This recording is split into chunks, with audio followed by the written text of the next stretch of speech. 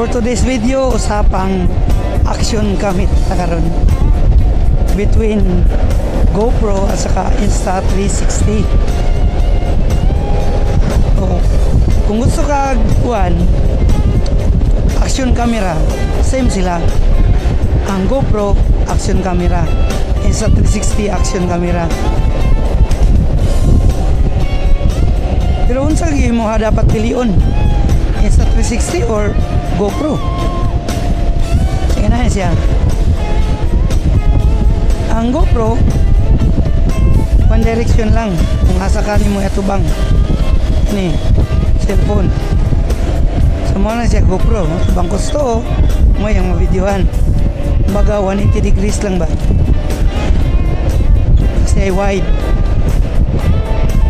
Kasi linear. Na siya fish eye, diba? Pero ang Insta360 lahi. Kay 360 ang yang makita. Pero unsay mga dapat kailangan, for example, ang imong mag-edit kag video is through cellphone lang. Like sa ako lang kay kung gamit o laptop or PC.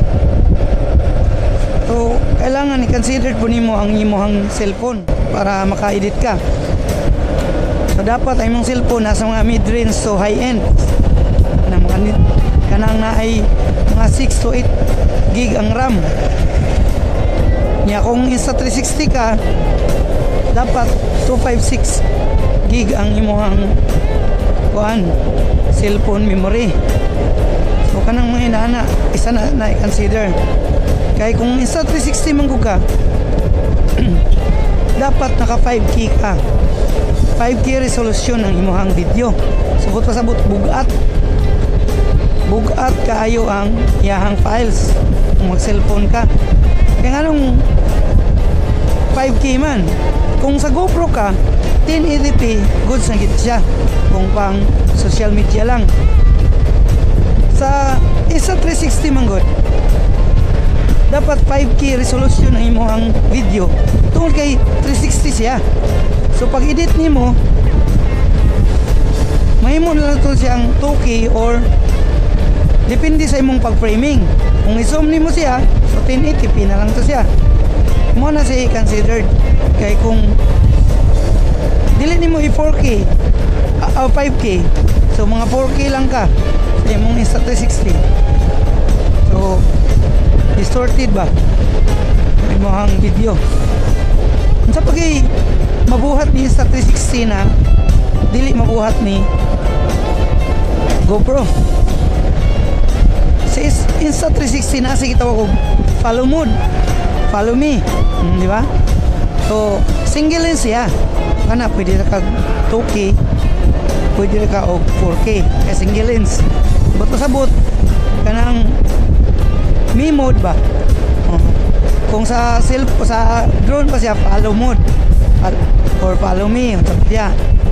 Sa Insta360 me mode ang term na. But pasabot kung naka-stick ka, naka-selfie stick ka, naka-invisible stick ka,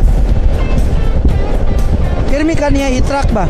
So atubang sa imo ha, bisa pag ito'y tuyok nimo ang Insta360, naka-frame ka pirmi sa yaso nga. Muna naka-nindot niya. Kung mag GoPro ka, makita ang stick, di ba? Kung i-selfie nimo, makita ang stick, mag-video ka. Samantalang ang Insta360, diligin mo siya makita, invisible siya ang stick. Pero kung ang stick nimo nabalog na, kita na siya.